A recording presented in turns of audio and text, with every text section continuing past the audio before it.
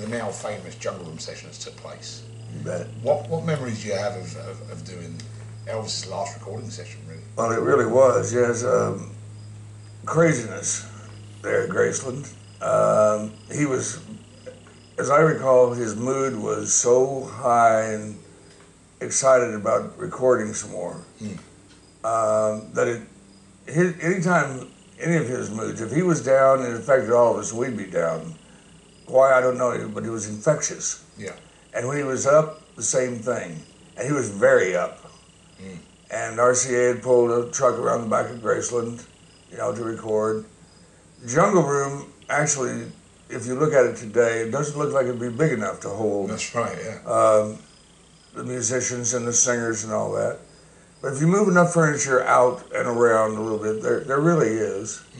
I was sitting, as I recall, right well, the steps that go down into the basement area. That's where my chair was, my music stand. And James was right next to me on the right. And then there was a bit of space over here that wasn't taken. And then the singers, some of the singers were on the steps coming down from the kitchen into the jungle room. But it was, shall we say, it was cozy. Okay. All right?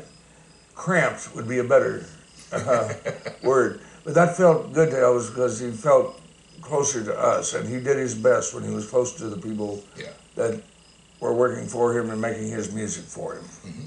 Yeah. So, I mean... it was a good time. Yeah.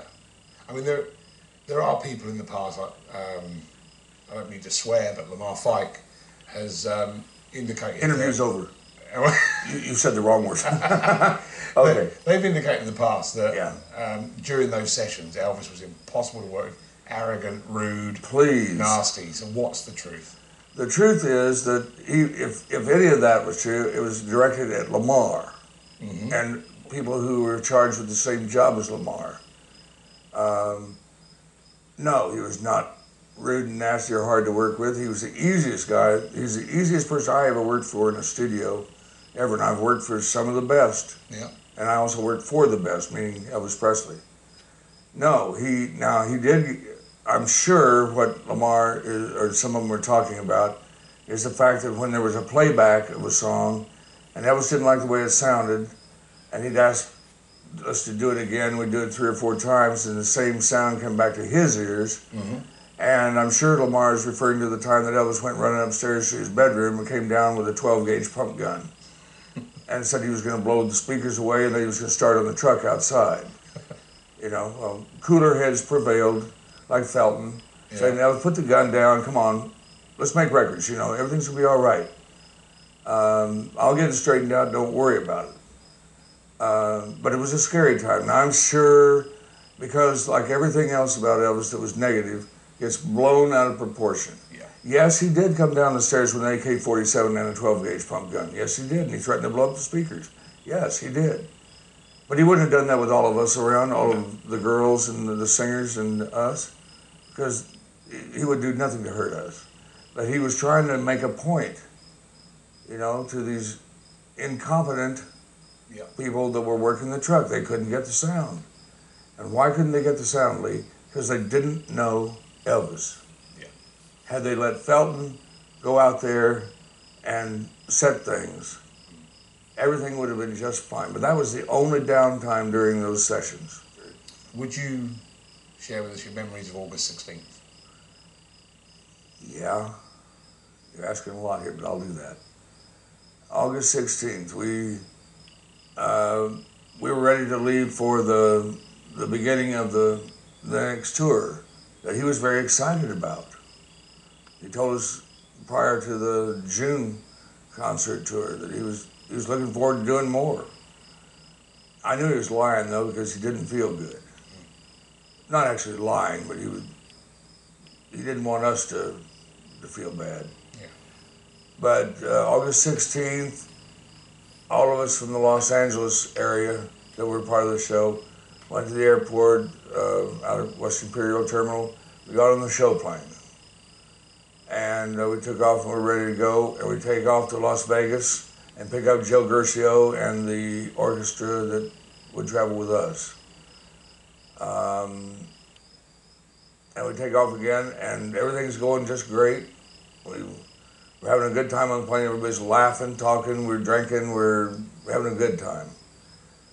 And the pilot comes over the intercom in the plane and says, "Boys and girls, we have to set down now. We got a little problem with the plane. No, nothing serious, but we have to set down." "Okay, Captain, fine." So we go down, and we're in Pueblo, Colorado, a very nondescript little town in Colorado, but actually very nice for those of you who might want to visit. It's not bad. It's very much southwestern. There's no story there that I can mention, so we don't have to put that on the credits. Okay. Anyway, we sat down, and the pilot comes out and says, "There's a message at the control tower for Marty Harrell." "Is there a Marty Harrell here?" "Yes." Marty was the lead trombone player with the Joe Garcia Orchestra, and by the way, was the one of only 2 fellows in the orchestra that had these TCBs. Elvis respected them so much. So Marty gets up, and the pilot says, "The security guard down here will take you to the tower. There's a message for you." And we're all going, "Go, Marty, go," And we're hoping it's not something to do with his family, his parents, perhaps, that he would have to turn around and leave. Because we loved Marty and Pat Houston. Those 2 guys were very special to us in the orchestra. All of them were, really. So the pilot said, "Well, why don't you guys just go ahead and go down the stairs and stretch your legs down on the tarmac, on the pavement. It'll be a few minutes, I guess. And then when we're ready to go, I'll let you know." At that time, our flight attendants, bless their heart, stewardesses at that time, said, "Well, we'll go reload the ice." So they go and do whatever they're going to do. Marty, the security officer from the tower, comes back with Marty, and he's like this, and tears are just falling out of his face. I'm going, "Oh, dear God, what happened to Marty? This is Daddy or his mom, And he goes up to the top of the stairs, and we're going, "Marty, what can we do for you?" And he gets to the top of the stairs. He said, "Gather around, guys and girls." He said, "I've got bad news. Elvis died this morning. It's all over. We're going home." Oh, hell, chills, even now, up my spine. And Marty, why Marty? Because he was probably the most level-headed of all of us. And he said, "Come on, let's get on the plane. We're all going home." And we got on the plane. We were all hugging each other. We're crying. Because we were a family, Lee, all of us. Yeah. We worked hard for our friend, Elvis. But we were all a family. And we loved each other. And we comforted the girls as best we could, the Sweets and Kathy. And they were inconsolable. But I think in all of our minds, Lee, we knew, as bad as he felt and as bad as he looked, and we all knew there was other things other than, people only concentrated on how big he was. Yeah. There was mitigating circumstances there. There was many other things wrong with him. Oh, he was a sick man.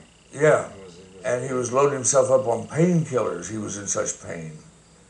But we went back and we dropped the people from Las Vegas off in Las Vegas, Joe Garcia and all the orchestra members that were with us. We hugged and promised we'd stay in touch, and we have. And we shared our grief with each other, which helped. And then we, after that, we flew back to Los Angeles, and all of us from the Los Angeles crew got off, and the same thing. We all hugged, and my dog came running up to my girlfriend at the time. Had brought my dog, and my dog came running up and jumped on my shoulders, big old dog, and began licking me because I was crying. Yeah. But we promised we'd stay in touch with each other, and we have. In your honest opinion, what's the truth over the stories that Elvis proposed and it was going to marry Ginger Organ? Okay, I'll tell you the truth. That is a fallacy. Ladies and gentlemen, that ain't going to happen.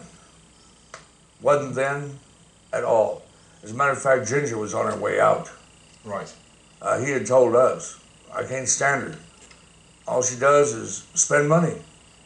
Yeah. You know, she's pretty, I guess, if you want to see a Priscilla lookalike. Mm. But she's on her way out. Yeah. And, you know, he had asked her to go on this tour.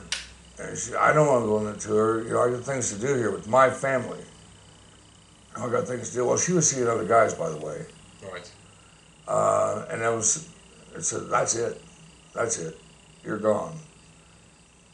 Did Elvis ever sit down with you personally and talk about the book Elvis, What Happened by Red and Sonny West and Dave Hebler?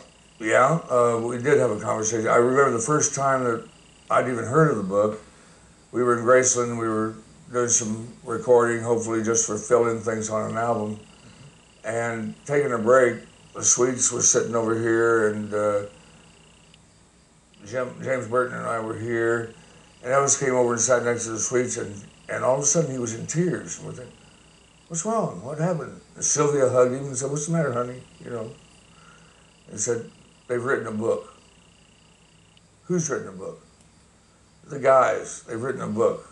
They're blowing everything wide open. And it's all lies. And Sylvia kissed him and said, come on, what? Break. Tell us. And he went into detail about what he had found out. And he was so upset. He said, I've done everything for these guys. You know, I've done everything for them. I bought them houses, I bought them cars, I've given them money. They've stabbed me in the back. Well, he was, of course, upset because they were supposed to be his closest, most loyal buddies and friends. Yeah. He was terribly upset. He was not only upset, he was upset to the point of pulling a gun. You know, and I understand that. But now you have to know that I know Sonny and I know Red.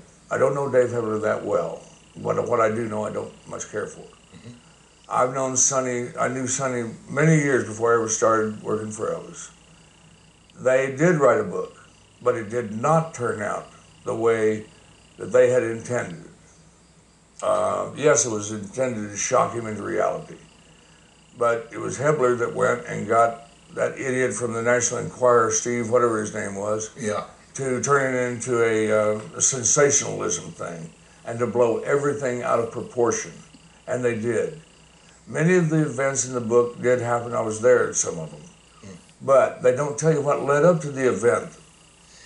Well, to sum up this whole interview with you, is there any statement you'd like to make about your life with Elvis? I would, indeed, and I would like to make a further statement if I'm allowed. You are? My life with Elvis, I'm not sure if I told you, but this year marks 43 years I've been in show business, in one form or another, either television, movies, mostly music, some stage, but mostly music. In all those years, my most exciting times, my most memorable times, excuse me, it's that tooth, I've had trouble with that for years, was my time with Elvis. Not only musically, but spiritually, and learning about people, and learning what one man's power can do to invigorate thousands of people in front of him. I loved him, and it was a good time for me. It was a great experience for me, and it's done wonders for my career, of course. To be associated with Elvis Presley is like having a stamp of approval on you. Sure. So many people loved Elvis, and they see me or some of the others that they liked, and it's, hi, how are you? I'm a fan of Elvis, and you worked for him, and you did a wonderful job for him. Well, thank you very much, ma'am or sir. I appreciate you being a fan. Please don't ever be afraid. Any of you who's watching this DVD, remember, it is very cool to be an Elvis fan.